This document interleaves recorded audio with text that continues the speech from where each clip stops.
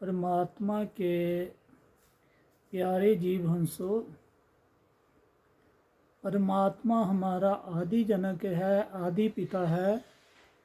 वो सकल सृष्टि का सृजनहार है। हम सब उसके बच्चे हैं। जितनी भी सूरतियाँ हैं, आत्माएं हैं, दुने हैं, सब उस प्रभु परमात्मा के आदि राम की अंश हैं, सनातन ब्रह्म की अंश हैं। हम रचना का हिस्सा बने हुए हैं और पर जो परमात्मा है, परम तत्व है, जो सनातन ब्रह्म है, आदि राम है, अल्लाह अकबर है, वाहेगुरु है, परमेश्वर है, वो रचना में रहते हुए भी गैब है, गुप्त है, निर्लेप है, निर्बंध है। वो कभी भी आकार आकृति में नहीं आता। उसका कोई रंग रूप रेख नहीं है। उसका कोई दड़ शीश देही जान प्राण नहीं है। वो सूक्ष्म से सूक्ष्म है, जीने से जीना है, बरीक से बरीक है, महासूक्ष्म है, महाजीना है। उसका जो स्वरूप है, स्वरूप का मतलब स्वयं ब्रह्म रूह जो परम तत्व है, वो आत्मा है, वो बड़ी आत्मा है, इसलिए उसको परम आत्मा, परमात्मा, परम तत्व कहा गया है। वो आदि सनातनी है, वो सत्य सनातनी है, वो सच है। सच उसको कहा जाता है जो वस्तु कभी भी किसी भी हालात में, किसी भी युग में, किसी भी वस्तु से जिसको तबाह नहीं किया जाए, जिसको फना नहीं किया जाए, जिसको हम किसी भी सूरत में दृष्टाए चेंज नहीं कर सकते, बदल नहीं सकते, उस वस्तु को सच कहा जाता है। गीता ज्ञानदाता कहता है कि जानने योग्य दो ही वस्तुएं हैं, एक सत्य है, एक असत्य है। तो हम जीवों को, हम आत्मा को अपना मूल जानना चाहिए, पहचानना चाहिए, निरख परख कर अपनी आत्मदेव की पहचान करनी चाहिए। अच्छी तरह ये विचार करना चाहिए, विवेक को जगा के रखना, सोच विचार करना है कि हमारा जो निज स्वरूप है वो आत्मा है, सुरती है, धुन रूप है। और जो परमात्मा का निज स्वरूप है वो भी इश्क का समुद्र है, धुनों का सागर है, सुरतियों का सागर है, प्रेम का सागर है, दया का सागर है। हम सभी जीव आत्माएं उसी परमात्मा के अंश हैं, उसी के अंग हैं। इसलिए कबीर साहब ने कहा था, कहे कबीर ये राम की अंश। जो आदि राम है, जैसे सूर्य की किरणें होते हैं, ऐसे ही उस परमात्मा की जो अंश हैं, किरणें हैं, वो हमारी आत्माएं हैं, हमारा निज स्वरूप है। आज तक किसी ने अपने निज स्वरूप की पहचान नहीं की है, अपने आत्म राम को नहीं जाना है, नहीं पहचाना है, ना ही अनुभव किया है, ना अनुभूति की है, ना एहसास किया है, ना ही एक्सपीरियंस की है। हम क्या सोचते हैं, हम क्या करते हैं, हम सुनी सुनाई बातों पे चल निकलते हैं, एक दूसरे के पीछे चल पड़ते हैं, देखा देखी के खेल में पड़ जाते हैं। जैसे भेड़, एक भेड़ जब कहीं आग लगी होती है उसकी तरफ जाती है तो सभी भेड़ें उसके पीछे चल पड़ती हैं। तो जितने भी गुरुवा लोग हैं जो हमें उस प्रभु परमात्मा का ज्ञान देने में लगे हुए हैं, इन्होंने स्वयं परमात्मा को नहीं जाना है, नहीं महसूस किया है, उसका अनुभव नहीं किया है। जो उनके गुरुओं ने उनको बताया, कोई नाम मंत्र दे दिया, कोई जाप दे दिया, कोई साधना दे दी, ये मनुष्य की ही पैदा की हुई रचना है, ये मनुष्य के ही पैदा किए हुए नाम हैं। ये माया और मन ने इतने नाम, इतने गुरु, इतने मंत्र जंतर तंत्र बना दिए हैं और जीवों को इन्हीं नामों के चक्कर में लगा दिया है। ये सब के सब किसी न किसी जीव देवता ने, प्रभु ने पैदा किए हुए हैं। जो परमात्मा स्वयं है, जो उसका निज स्वरूप है, जो वास्तव में परमात्मा का अपना निज स्वरूप है, वो लिखने, पढ़ने, बोलने, समझाने में आता ही नहीं है। वो नजर ही नहीं आता है, उसको अक्षरों में रखा ही नहीं जा सकता। तो आप सोच विचार करें, विवेक जगा जगा के रखें, बार बार चिंतन करें कि जिस प्रभु की महिमा होती है सत्संग में, प्रवचनों में, कथा कहानियों में, आश्रम में, डेरों में, उस प्रभु की जानकारी ही नहीं है उनके पास। वो तो खाली महिमा करते हैं, ज्ञान देते हैं, बाबरी अखरी ज्ञान है। जो वास्तव में, असल में, मूल में परमात्मा है, वो निहायत ही गुप्त है, गैबी है, अव्यक्त है, अदृष्ट है। इन काया के नैनों से, काया के कानों से, काया के आलों से, ज्ञान विज्ञान के आलों से, अक्षरों पोथी ग्रंथों से समझाया ही नहीं जा सकता। इसलिए कबीर साहब ने इस बात को समझाने के लिए, क्लियर करने के लिए कहा था कि जो दिसे सो तो है नहीं, और जो है वो तो कहे ना जाई रे। सेना वैना क्या समझाए, जूं गूंगे का गुड़ बाई रे। कहते हैं भाई, जो मनुष्य को दिखता है, नज़र में आता है, दृष्टि में आता है, वो तो परमात्मा है ही नहीं। क्योंकि ये माया दिखती है, ये माया के तत्व और गुण दिखते हैं, अंदर से भी और बाहर से भी। जब जीव आत्मा भक्ति करती है, इश्क करती है, प्रेम करती है, बीरा रखती है, प्रभु मिलाप की जद्दोजहद करती है, पूरी कोशिश करती है, तन मन धन सूरज नीरद मन पवन को लगा के उसी एक प्रभु को पाने की कोशिश करती है, तो जीव आत्मा के अंदर इश्क जाग जाता है, प्रेम जाग जाता है, प्यार जाग जाता है, और वो प्रभु स्वयं खुद ही आके उस सूरती को अपने स्वरूप का ज्ञान देता है, अपनी तरफ से देता है, स्वयं अपनी आप को लखाता है। ये किसी जीव के बस की बात नहीं है कि कोई उसको पकड़ सके, कोई उसकी पहचान कर सके।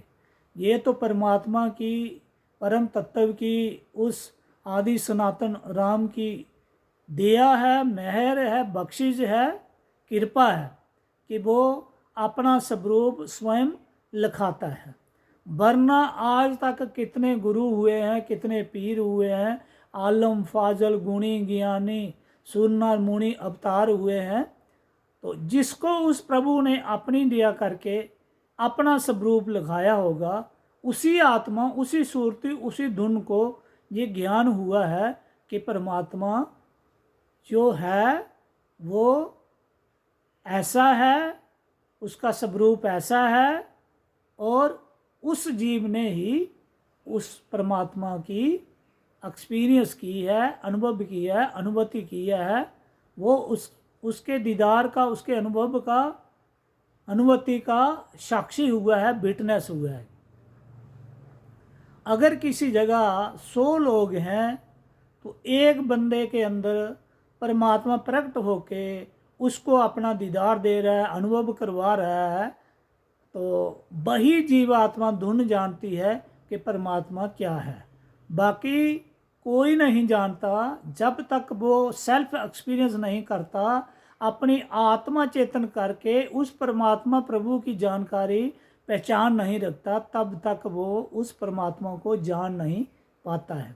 परमात्मा गैब है, गुप्त है, निहायत ही सूक्ष्म है, जीना है, बारीक है, धुएं से पतला है, खुशबू से भी पतला है, जीना है।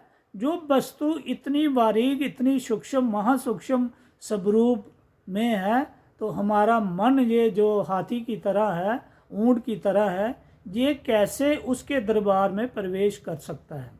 इसलिए कबीर साहब ने कहा था, राई के 10 हिस्से कर, ताके कर विश्वा 20, ता से भी सूक्ष्म है। कबीर साहब कहते हैं राई का एक दाना लेके उसके 10 हिस्से करो और फिर एक दाने के 20 करो और फिर एक जो 20वां हिस्सा है उससे भी कई गुना बारीक है। राई के 10 हिस्से कर, ताके कर विश्वा 20, ता से भी सूक्ष्म है, इम प्रगटे जगदीश। कहते भाई पहले आपकी सूरती, आपका जो निज स्वरूप है आत्म इतनी बारीक, इतनी सूक्ष्म हो जाएगी कि फिर ही उस परमात्मा का पता चलेगा, अनुभव होगा, एक्सपीरियंस होगी, अनुभूति होगी कि एक्चुअल में परमात्मा किस स्वरूप में है, उसका क्या स्वरूप है। क्योंकि आत्मा भी वदेय है और परमात्मा भी वदेय है। वदेय का मतलब जहाँ तत्व और गुणों से जो चीज़ नहीं बनती है उसको वदेय कहा जाता है। जो आकार आकृति में नहीं आता है उसको वदेय कहा जाता है। जिसका जान प्राण शीश धड़, जान प्राण शीश धड़ वगैरह नहीं है, काया नहीं है, उसको सूक्ष्म स्वरूप वदेय स्वरूप कहा जाता है। देह होता है काया, जो काया रहित है, तत्व रहित है, गुण रहित है, इसलिए उसको निर्गुण, जहाँ गुण ना हो वो परमात्मा, उसको निर्गुण भी बोलते हैं। जब सारे गुण हो तो उसको सरगुण बोलते हैं। अब जो असल परमात्मा है वो निर्गुण से भी परे है, सरगुण से भी परे है। वो आकार से भी परे है, निराकार से भी परे है। आकार आकृति रंग रूप रेख में जो रोशनी में चीज़ आ जाती है, जिसका वजूद रोशनी से बना है, वो भी परमात्मा नहीं है, वो सत्य नहीं है। ये जो हमें झिलमिल नूर या तेज पुंज या तेज नज़र आता है, जगर मगर की रोशनी अंदर नज़र आती है, ये काल की ही अलग अलग किस्में हैं। काल इन्हीं मन की मुद्रा शब्द भी है और रोशनी भी है। और ये जो 5 मन की मुद्रा हैं जिसको अनहद नाद कहते हैं, ये मन के ही रूप हैं।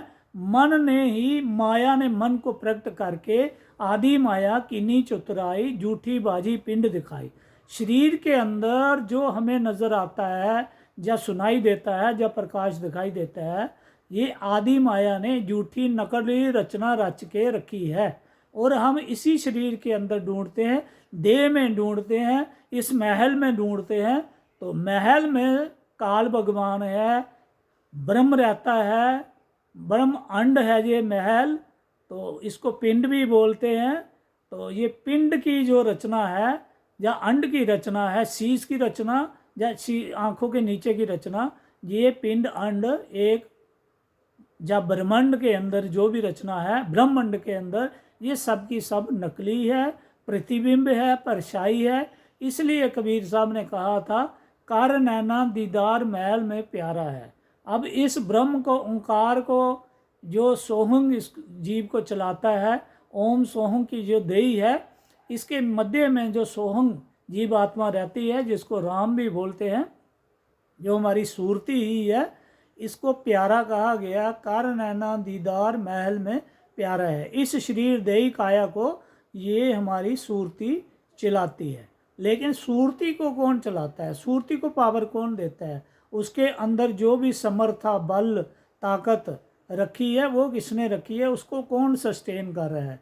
तो वो है परम तत्व परमात्मा, जो जिसको हम आदि सनातन ब्रह्म भी बोलते हैं, सनातनी राम भी बोलते हैं, अल्लाहू अकबर भी बोलते हैं, परमेश्वर भी बोलते हैं, भाई गुरु भी बोलते हैं, खुदा भी बोलते हैं, मौला भी बोलते हैं।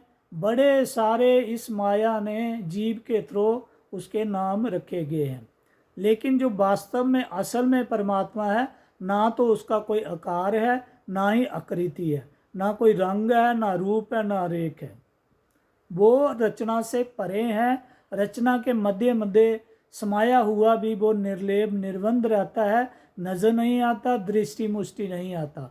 उसको हमारी आंखें, हमारे हाथ पांव नहीं पकड़ सकते, मुंह बयान नहीं कर सकती, कान उसकी आवाज़ नहीं सुन सकती, क्योंकि वो महासूक्ष्म है, महाबरीक है वो जीने से जीना है, इसलिए हमारे इस काया के आलों की पकड़ में वो नहीं आता।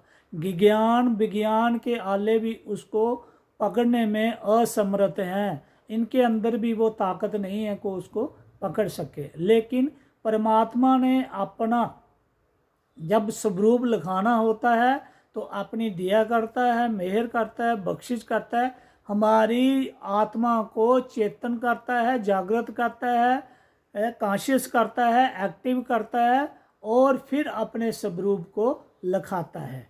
वो आत्मा के अंदर ही बैठा हुआ है, महासूक्ष्म महाबरीक फॉर्म में है। इसलिए हम जीवों को ज्ञान विज्ञान जंतर मंत्र तंत्र जाप अजप्पा अनहद के द्वारा भी वो प्राप्त नहीं किया जा सकता। ये उसकी मेहरबानी है, महादयालु है, महाकृपालु है, जिस पे वो स्वयं अपनी आप लिखाना जाहिर करना चाहता है वो कर देता है।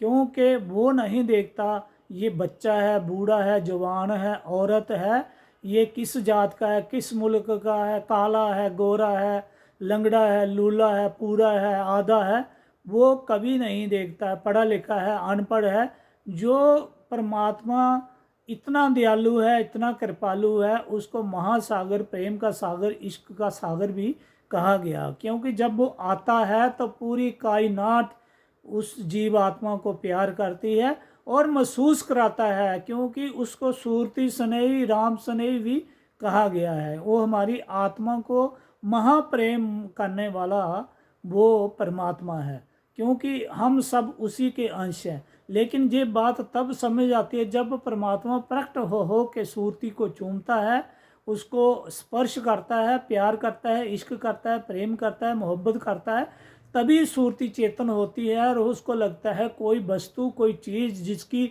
जो नज़र नहीं आती, दिखाई नहीं देती, अदृश्य होने के बावजूद भी उसको इश्क करती है, प्रेम करती है, प्यार करती है, प्यार को महसूस किया जा सकता है।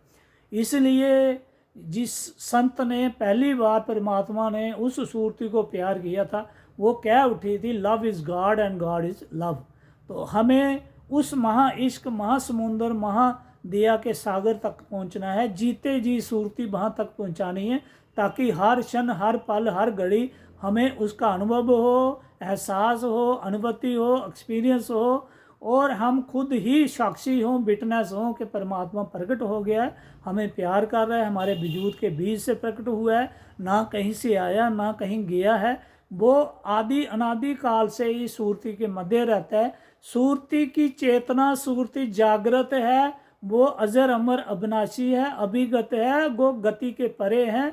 आत्मदेव जिसको कहा जाता है, हर जीवात्मा, हर शरीर के अंदर जीवात्मा उसको चेतन कॉन्शियस करके रखती है। जब वो हट जाती है, परमात्मा उस सूरती को निकाल लेता है और फिर वो जीव मुर्दा हो जाता है, वो नॉन लिविंग हो जाता है, डेड हो जाता है। हम कहते हैं कि आत्मा निकल गई, चोला छोड़ दिया, तत्व और गुणों को उसने छोड़ दिया, और फिर वो नए चूल्हे में अगर नाम प्रकट नहीं हुआ, आद नाम, सार नाम, निज नाम, मूल नाम, मुख्य नाम, आत्म राम अगर उसने जीते जी प्रकट नहीं किया, प्रकट नहीं हुआ, दया मेहर नहीं आई, तो फिर वो जीवात्मा दोबारा जोनी खानी में चली जाती है। उसकी ना ही मुक्ति होती है, ना ही उसको सहज मिलता है, ना ही सुख मिलता है, ना ही वो परम गति को प्राप्त होती है। जो हमारा मूल है वो सार शब्द है, निज नाम है, आत्म राम है, वो कण कण में भी है, घट घट में भी है, सूरतियों के बीच में ही है। जो हमारे फायदे का, जिसने हमारे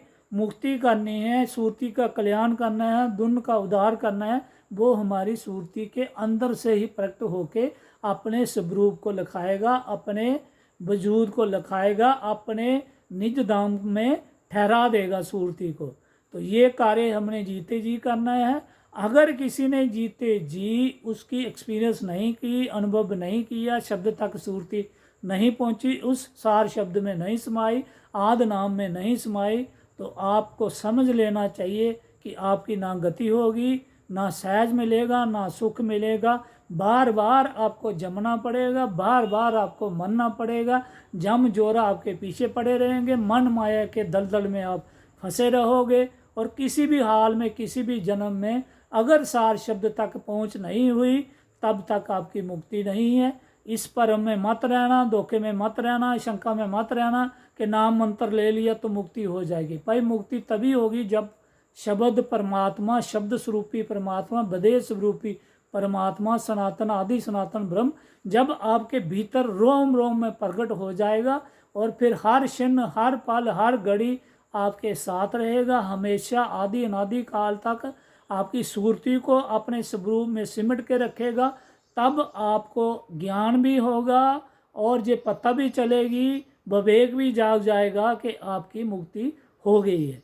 जब परमात्मा मुक्ति देता है और वो अंदर की रचना भी दर्शाता है, लखाता है और जीव आत्मा को पाक पवित्र करता है, अपने स्वरूप के साथ जोड़ता है, फिर छोड़ देता है, फिर जोड़ता है, फिर छोड़ देता है।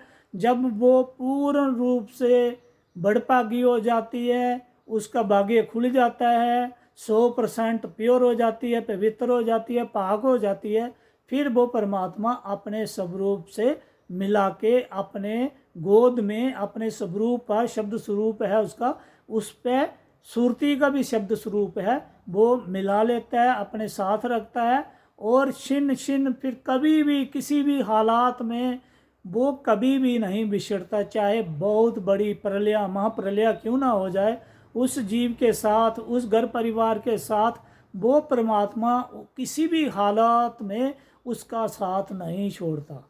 इतना पक्का है इरादे का, इतना ईमानदार है, इतना फेथफुल है, इतना ही रक्षा करने वाला है। वो सभी जीवात्माओं का आदि जनक है, आदि पिता है, अल्लाहु अकबर है, वाहिगुरु है, परमेश्वर है। नाम आप जो मर्जी दे दो, इन नामों से उसको कोई फर्क नहीं पड़ता, ना ही इन नामों से वो आगे आता है। उसका अपना निज स्वरूप है, महा इश्क, महा प्रेम, महा प्यार। जहाँ महा मोहब्बत है, इश्क है, प्रेम है, प्यार है, तो उस जीव को नहीं वो छोड़ता, वो भी प्यार करता है। कायनात के अंदर सबसे ज़्यादा प्यार, इश्क, प्रेम करने वाली जो वस्तु है, जो चीज़ है, वो सिर्फ परम तत्व है, परमात्मा है। उसके सिवा कोई दूसरी चीज़ नहीं है जो जीवात्मा को प्यार करती है। हाँ, मोह में फंसा सकते हैं, धोखा दे सकते हैं, लूट मार कर सकते हैं, छल कपट कर सकते हैं, निंदिया चुगली कर सकते हैं, ईर्ष्या बैर विरोध में डाल सकते हैं। ये ताकतें जो हैं मन और माया की हैं। जीव को आशा तृष्णा मनसा माया का मोह दे के, हवज चाह चतेरा दे दे के बंधनों में बांधा हुआ है। और बांधने वाली शक्ति त्रिगुणी माया है, तमोगुण, सतोगुण, रजोगुण। और ये जो हमारी काया है ये माया रूपी है, 5 तत्वों से बांधती है, 3 गुणों से बांधती है। इसलिए जहाँ ये 3 गुण और 5 तत्व की पावर, सत्ता प्रकट होती है, दिखती है, ये जीव को धोखे में रखने वाली है, कर्मों में बांधने वाली है। गीता ज्ञानदाता कहता है कि ये 3 गुण मेरे से प्रकट होके जीव आत्माओं को कर्म करा के कर्मों में बांधने वाले हैं। और यही तमोगुणी, सतोगुणी, रजोगुणी और 5 तत्व ये हमारी जीव आत्मा को धर्म राय के आगे पेश करते हैं। और कर्म भी ये त्रिगुणी माया करा के वहाँ पे पिक्चर लगती है, बही खाते देखे जाते हैं, कंप्यूटर में कर्म देखे जाते हैं, संचित कर्म देखे जाते हैं, प्रारब्ध देखे जाते हैं, क्रियामान देखे जाते हैं। जो भी जीव आत्मा ने जब दे पाई मन वाचा कर्मना, जो भी कर्म किए, मन से किए, भाषा से किए, या हाथ पैर चमड़ी से किए, ये सब के सब वहाँ रजिस्टर होते हैं। तो वहाँ बही खाता धर्म राया चित्रगुप्त को हुक्म देता है, देखो इसके कर्म।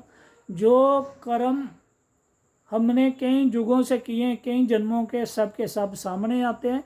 जिस वक्त हमारी मौत होती है, आत्मा निकलती है, उस वक्त हमारे ध्यान तवज्जो को काल और माया मिलके ये ऐसी जोनी खानी की पिक्चर तैयार करते हैं। अगर सूर नज़र आया तो सूर की जोनी में चले गए, बच्चे नज़र आए तो कुतिया के बच्चों में जन्म हो गया, सूर के बच्चों में जन्म हो गया।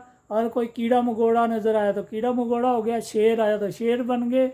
अंत समय जब हमारा ख्याल जहाँ होगा वहाँ ही हमें वास दिया जाता है। और हमारे कुछ पिछले कर्म, संचित कर्मों में सेटअप कर्म कुछ लिए जाते हैं भुगतान के लिए, और हमें जोनी खानी में धकेला जाता है। ये बात सोच विचार करने वाली है हर जीव को। हर जीव ने अपनी अपनी आत्मा चेतन करके उस प्रभु परमात्मा की पहचान करनी है। किसी का चेतन है, जागृत है, वो हमें कभी भी नहीं हमारी आत्मा को चेतन कर सकता। वो अपना परमात्मा हमारे घट मस्तक में, शरीर में, हमारे सूरती के अंदर नहीं डाल सकता। हमारी सूरती धुन के अंदर, आत्मा के अंदर ऑलरेडी परमात्मा ने जो स्वरूप अपना बिठाया हुआ है, वही हमें हमारा कल्याण करेगा, वही हमें भवसागर के पार ले जाएगा। और किसी का भी, दूसरी व्यक्ति का परमात्मा हमारे अंदर प्रवेश नहीं कर सकता, क्योंकि हमारी आत्मा के अंदर ही वो नाम खजाना, जो आद नाम गुप्त जाप जिसका है, वो हमारे भले के लिए ही, हमारे कल्याण के लिए ही, हमें पार उतारने के लिए ही उस प्रभु परमात्मा ने पहले से ही, आदि अनादि काल से ही रखा हुआ है।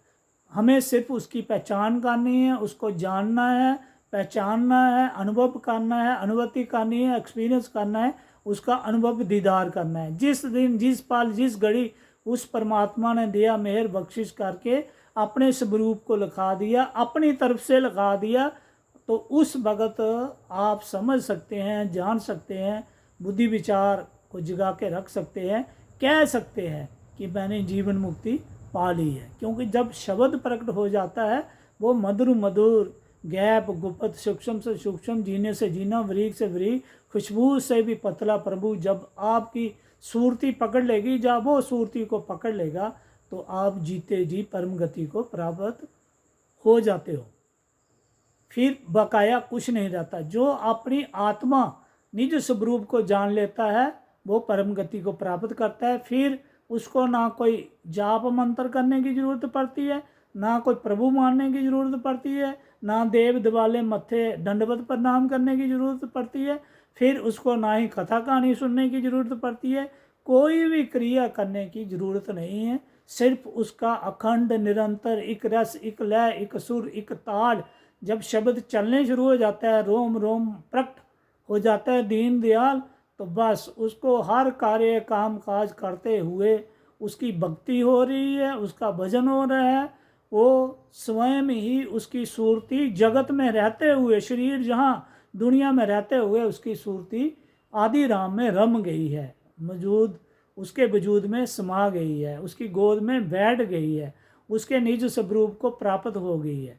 उस व्यक्ति को ही सहज सुख, परमानंद, हमेशा अजर अमर अविनाशी काया हो जाती है, सूरती हो जाती है। और परमात्मा फिर यही नहीं, उस जीवात्मा को ये भी कहता है कि देख, तू अपनी सूरती को महसूस कर, पहचान कर कि तू बदिया हो गया कि नहीं हो गया। तो वो शरीर, उसमें हड्ड चाम मांस दूध लहू वगैरह नहीं है। वो एक जैसे आजकल सिलिकॉन के वो बुत आते हैं, रोबोट आते हैं, तो वो ऐसी बॉडी है कि वो अगर आपकी उंगली खींचेंगे तो कई मील तक चली जाएगी, आप फिर से पीछे खींचोगे तो फिर से उधर पहुंच जाएगी। रबर जैसी वो एक दिव्या डिवाइन लाइट की देही बन जाती है। वो सूरती आत्मा, वो स्वरूप हमने प्राप्त करना है। हम शुरू में परमात्मा का भी वैसा स्वरूप है और हमारा भी वैसा है, वो दृष्टमान नहीं है। जब हम वहाँ जाएंगे, वहाँ जब समाएंगे इसी रूप में, मनुष्य चोले में, ऐसे ही महसूस होगा कि हमारा ऐसे ही चोला है। लेकिन वो स्वरूप जो है वो बदिया है, वो दे नहीं है, उसमें ना जान है ना प्राण है। ये जो प्राण शक्ति है, जब मन के साथ ये तेज पुंज जहाँ पे है, मोस्ट डेजलिंग लाइट है, श्वेत क्रांति है, महा उजियारा है, वहाँ समा जाती है। और उसके समाने के बाद फिर झिलमिल नूर जैसी देही बनती है। झिलमिल नूर के परे जाना है, आदि माया अभिगत माया के परे जाना है। परमात्मा अभिगत आदि माया के परे है। ये सारी रचना जो अभिगत माया ने झूठी बनाई है, अभिगत माया ने क्या किया है, झिलमिल नूर से 7वीं शून्य बनाई है, जहाँ महाकाल ठहराया, अगम पुरुष ठहराया हुआ है, और फिर अगम पुरुष से आगे अलग पुरुष ठहराया हुआ है, जिसको निर्गुण काल बोलते हैं। फिर निर्गुण काल के नीचे सचखंड है, सतपुरुष है, और सतपुरुष की 2 कलाएं हैं, एक निरंजन है, काल भगवान है, एक माया है, और उसने फिर आगे एक निर्माण पद बनाया है जहाँ से मटेरियल जो निकाला है, 5 तत्वों का मटेरियल, 5 शब्दों की धुनें निकाले हैं जिसको अनहद नाद बोलते हैं। ये नाद दुनिया की कायनात की चीज़ें बनाने वाली ताकत है, ये परमात्मा नहीं है। जैसे हम मकान बनाते हैं तो उसके लिए मिट्टी चाहिए हमें, उसके लिए सीमेंट चाहिए, बजरी चाहिए, रेता चाहिए, पत्थर चाहिए, पानी चाहिए, सरिया चाहिए, ये सारी वस्तुएं, ईंटें चाहिए। ये निर्माण पद के लिए, निर्माण कोई चीज़ बनानी हो, मकान बनाना हो तो उसके लिए। ऐसे ही ये जो कायनात हमारी बनी है, पूरी सृष्टि जो हमारी काया भी बनी हुई है, ये 5 तत्वों 3 गुणों से बनती है। ये माया पैदा करती है, इसलिए ये नकली है, प्रतिबिंब है। और फिर नीचे निर्वाण पद के नीचे फिर क्या है, फिर तीसरी सुन की 2 सुने बनाई हैं, ऊपर महासुन है जिसमें निरक्षर 4 सोहम गुप्त किए हुए हैं, 4 मुकाम गुप्त हैं, और नीचे अक्षर पुरुष बनाया हुआ है। अक्षर से काल भगवान ज्योत निरंजन निकलता है। ये ज्योत निरंजन भी काल रूप है, अक्षर भी काल रूप है, निरक्षर भी काल रूप है, इनके ऊपर निरंजन और माया भी काल रूप है। तो ये सब के सब नकली अगम पुरुष, अलक पुरुष और सतपुरुष भी बनाए हुए हैं, जो काया इस देही के अंदर रचना रखी हुई है, मंजिलें रखी हुई हैं, जो हम आंखें बंद करके, कान बंद करके अंदर कोशिश देखने की कोशिश करते हैं। ये सब की सब अवगति माया किन्हीं चतुराई, झूठी बाजी पिंड दिखाई, आदि की रचना रची आदि अंड के माही, ताका प्रतिबिंब डारा है। वहाँ से नकल उतार उतार के प्रतिबिंब परछाई से ये रचना बनी है। काया भी झूठी है, इसलिए कबीर साहब ने कहा था कर नैना दीदार महल में प्यारा है। एक भक्ति का सेट ये आता है, शरीर के अंदर से सूरती इकट्ठी करके ऊपर ले जानी है हमने आँखों के सामने, और दूसरा सेट आता है कर नैना दीदार महल से न्यारा है। ये जो निर्गुण काल है, महाकाल है, अविगत काल है, निरंजन है, माया है, सरगुण पुरुष प्रकृति है, ज्योत निरंजन है, ये सब के सब काया में हैं और झूठे हैं। लेकिन जो असल है वो पिंड अंड ब्रह्मांड के परे है। वो कहाँ है, जहाँ प्रभु है उससे सीमित थार तक, सीमित लिमिटेड स्पेस तक झिलमिल ज्योति आदि माया प्रकट हो रही है, जो नीचे की रचना कर रही है। और वहाँ पे 7 लोग हैं जो असल है, काया का नहीं, जो आदि अंड के नीचे है। और वहाँ नीचे निर्माण पद है, यहाँ से असल शब्द है। तो ये जो हमारे पिंड के अंदर सुनाई देता है शब्द, जहाँ अंड के अंदर सुनाई देता है, ब्रह्म अंड के अंदर सुनाई देता है, ये जिसको निरक्षर कहा गया है, इसको पार ब्रह्म का थोपया है लोगों ने। ये पार ब्रह्म नहीं है, झिलमिल नूर के परे की जो रचना है आदि अंड की, वो पार ब्रह्म है। तो अब जैसे ब्रह्म बोलते हैं ज्योत निरंजन, इसके ऊपर अक्षर है, कई लोग अक्षर को पार ब्रह्म बोल देते हैं। अब जो अक्षर है, जो वो खुद 5 शब्द अनहद से जुड़ा हुआ है, वो निरक्षर से जुड़ा हुआ है, वो निरक्षर को पार ब्रह्म बोलता है। और निरक्षर कहाँ से प्रकट हो रहा है, माँ तेज मोस्ट डेजलिंग लाइट से प्रकट हो रहा है। तो ये अलक पुरुष, सतपुरुष, अगम पुरुष, अकहा पुरुष, ये सब नकली हैं, शरीर के अंदर वाले हैं। कान नैना दीदार महल में प्यारे में आते हैं, ना कि न्यारे में आते हैं। न्यारा अलग है। तो इसलिए सोच विचार करना चाहिए। कबीर साहब की बानी पढ़नी है तो एक एक लफ्ज़, एक एक अक्षर का मतलब समझना है, एक्सपीरियंस करना है, ना कि रट लगानी है, ना कि बानी बोलनी है, ना कि बानी सुनानी है। खुद अपनी सूरत को चेतन करके अंदर से रचना समझनी है। जैसे भी संतों ने, महंतों ने, गुरु पीरों ने, आलम फाजलों ने, परम संतों ने, नानक साहब ने, दादू साहब ने, दीसा साहब ने, गरीबदास ने, रविदास साहब ने, संत नामदेव ने या कबीर साहब ने जो रचना बताई है अंदर की, जो एक्सपीरियंस करके लिखी है, ये जूं की तू नहीं है भाई। ये ख्याल करना, जो बंदा यहाँ पहुँचा उसको जो अंदर से मन और माया ने जैसा ज्ञान दिया, उसने वैसा ही पोथी ग्रंथों में, पाक पवित्र ग्रंथों में लिख दिया। इसलिए जितनी जीवों ने भी भक्ति की, साधना की, जो जो नज़र आया वो लिख दिया, लिपिबंद कर दिया। लेकिन ये कंपेयर किया हुआ है, कंपैरेटिव स्टडी है, यूं का तू कोई भी उस परमात्मा की रचना को नहीं समझा सकता। इसलिए कबीर साहब को कहा था, भाई बताओ, एक है, दो है, कितने हैं परमात्मा ने?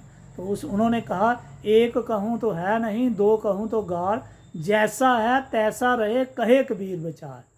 कबीर साहब ने तो जहाँ तक कह दिया कि वो प्रभु परमात्मा जैसा है उसको वैसा ही रहने दो भाई, मेरा विचार तो ये कहता है, कहे कबीर विचार, कहता है कबीर के विचार से उसको जैसा है वैसे ही कहें, ना एक कहो, ना दो कहो, ना तीन, ना चार, ना अनेक कहो, क्योंकि जो अंदर महसूस होता है, अनुभव होता है, ज्ञान भी साथ साथ मिलता जाता है, उसी ज्ञान को आप लिपिबंद करते हो, पोथी ग्रंथ रचना वगैरह लिख देते हो। अंदर की बात वो एक संत की दूसरे संत के साथ नहीं मैच करती, क्योंकि हर जीव ने, जिसने भी भक्ति साधना की है, वो वहाँ पे नहीं पहुँचा, मूल तक नहीं पहुँचा, आखिरी मंजिल तक नहीं पहुँचा। जहाँ तक पहुँचा उसने उसी का हवाला दे के नीचे, जैसी की वैसी कबीर साहब की, गुरु नानक साहब की, रविदास की या दूसरे संतों ने जो रचना रची है, मिलती जुलती बना के लफ्ज़ों में लिपिबंद कर दी है, अक्षरों में डाल दी है। परमात्मा ने अपने निज स्वरूप को इस कदर रखा हुआ है, एक तो गैबी है और गुप्त है, अव्यक्त है और अदृष्ट है। जो दिशे सो तो है नहीं भाई, वो है ही नहीं। और जो दिखता है, लिखने पढ़ने बोलने में जा जाता है, कथा कहानी में हम सुनते हैं, चाहे वो परमात्मा की महिमा है, चाहे रचना है, कुछ भी है, काल है, जब माया, वैसे के वैसे वो नहीं है।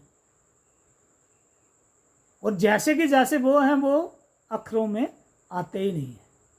वो हम विटनेस हैं, हम साक्षी हैं, जिसके अंदर प्रकट होता है, मंजिलें देखता है, चाहता है, वो वही जीव साक्षी होता है। परमात्मा जिस पे दया मेहर बख्शिश करके उसको अपनी स्वरूप लिखाता है। इसलिए बड़े सारे संतों, महंतों, गुरु पीरों ने कहा है कि भाई वहाँ पहुँच के हम चुप ही हो जाते हैं, कहने को कुछ रहता ही नहीं है। क्योंकि जिस वस्तु को, जिस चीज़ को आप डिस्क्राइब ही नहीं कर सकते, बता ही नहीं सकते, बयान ही नहीं कर सकते, किसी आकार आकृति में नहीं ला सकते, लफ्ज़ों में, अल्फाजों में ला ही नहीं सकते, उसको कैसे समझा सकते हैं? इसलिए कहा था, सहना बहना क्या समझाए। कहते हैं जो गुरु पीर, बड़े बड़े गुरुआ लोग बड़ी बड़ी गद्दियों पर बैठे हुए हैं, ये परमात्मा के बारे में आपको क्या समझा रहे हैं भाई? ये गूंगे को गुड़ देते हैं तो हम पूछते हैं बता स्वाद, वो क्या स्वाद बताएगा? वो इशारों इशारों में ही बताता है, सहना बहना ए ऊ ही करता है भाई। ए ऊ की समझ चाहिए। परमात्मा को समझने के लिए हमें गूंगे बहरे बनना पड़ेगा भाई। माया की जितनी भी चीज़ें हैं, इनको त्याग कर, इनको पीछे हटा के, अपनी सुरती को चेतन करके, धुन को चेतन करके, शिष्य धुन ने बनना है, सुरती ने बनना है, आत्मा ने बनना है, ना कि किसी धर्म ने बनना है, मुल्क ने बनना है, जात ने बनना है, किसी के कुल ने बनना है, ना कि किसी के शरीर ने वहाँ पहुँचना है। कबीर साहब ने यहाँ क्लियर किया था। उन्होंने कहा, हम वासी उस देश के, बोल रहे हैं कि मेरी सूरती, मेरी धुन कहाँ की रहने वाली है, कहाँ रहती थी? जहाँ जात वर्ण कुल नहीं, उधर ना कोई जात थी, ना वर्ण था, ना कोई कुल था। शब्द में लावा हो रहा।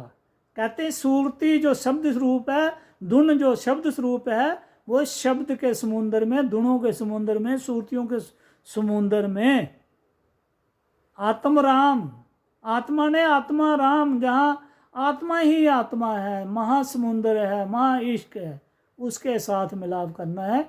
इसलिए कहा था शब्द मिलावा हो रहा।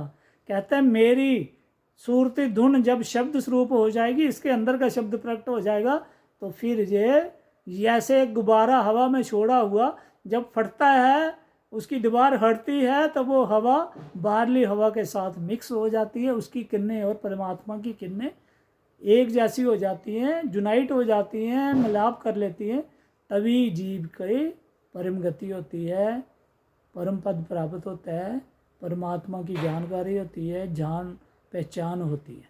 Thank you.